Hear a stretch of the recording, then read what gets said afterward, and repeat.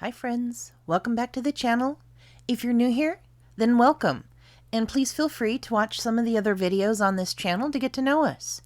This particular video is going to be a look at 2019 finishes, specifically the Waxing Moon design samplers each month. So I'm calling this a year in Waxing Moon.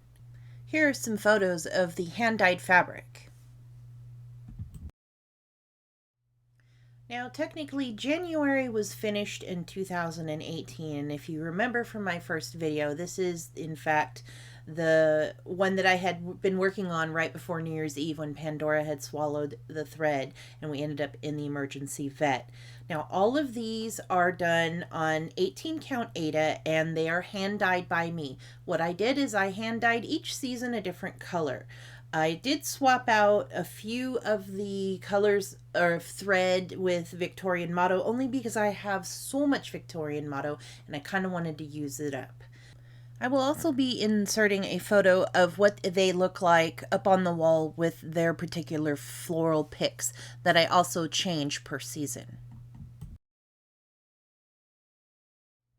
Each month is finished the exact same way.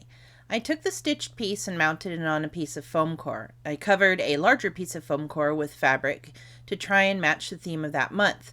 Then I glued them both together. As you can see here, I ran out of hearts, so I tried at least to match the reds. And who knew that years later I would be showing this to all of you.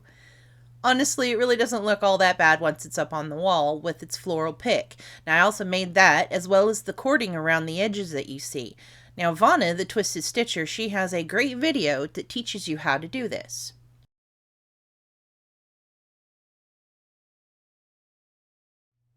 March 1st marks the season change in my house, although spring doesn't actually start till much later in the month.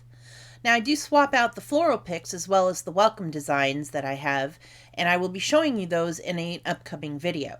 Those are all done by the drawn thread. This also marks the new fabric color, which I had a lot of fun hand dyeing with Rit Dye.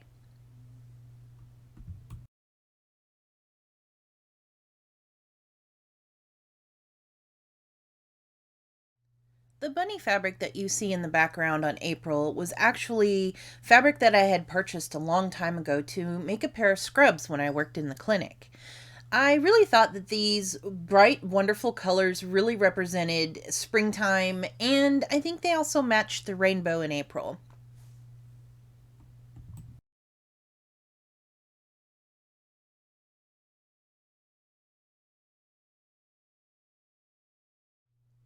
I would have to say that May is one of my favorites. I absolutely love all the colors, the flowers, the little bees. All of it works really well together. I love the background fabric that I chose. It really makes me happy when I look at it. This is also the last month in the spring season, so we will see in June a ground cloth color change as well as a floral pick.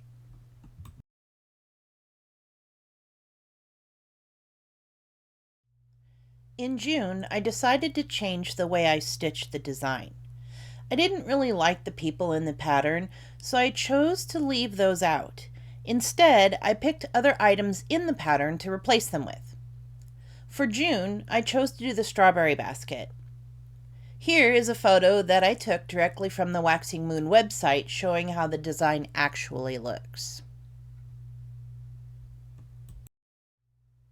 And here is a picture of what my piece looks like with the summer floral pick.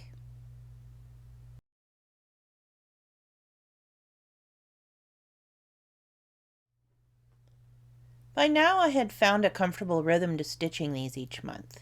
I always tried to stay at least 1 month ahead of each pattern. The July sampler I started at the end of May and finished the first week of June.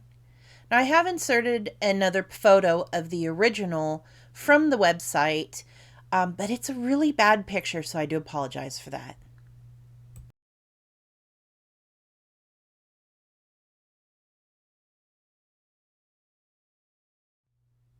I chose to start August at the end of June and finished it in the middle of July. This was also the last month for the color of the ground cloth. I had originally purchased a yard of 18 count Aida in white and then calculated how much I would need for each month, and then cutting it accordingly. As you can see, I left out all the pink flowers because I really felt like that was more of a spring flower than a summer, and focused on the sunflowers instead.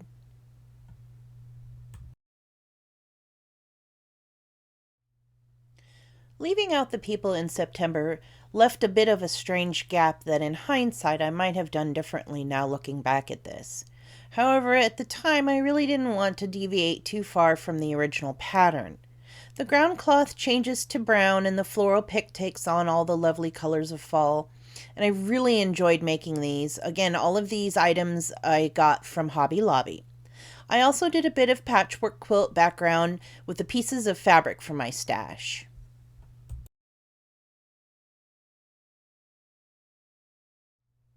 October has always been one of my favorite months.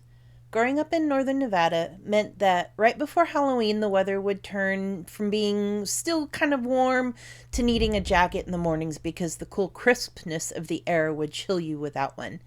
And as always, it would rain the night of trick-or-treating. Now I've inserted a photo of the original from the website as well as a photo of what it looks like with the autumn floral pick.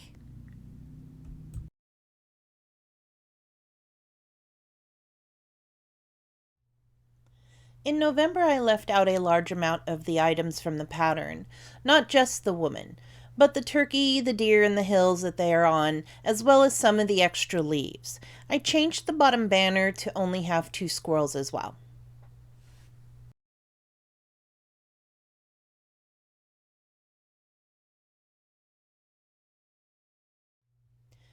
And finally, December is back on the same ground cloth color as January and February, which I had saved and thankfully didn't put in that safe spot we all have. You know the one I mean. I left out a lot of the snowflakes because the white was not showing up really well. And although I had so much fun making these, I may have been a bit burned out by the time I got to number 12. I really hope you enjoyed this tour of the year in samplers with me. As well as always, I wanted to thank you for watching, and I hope I see you next time for my March wrap-up and my April plans video. Bye for now.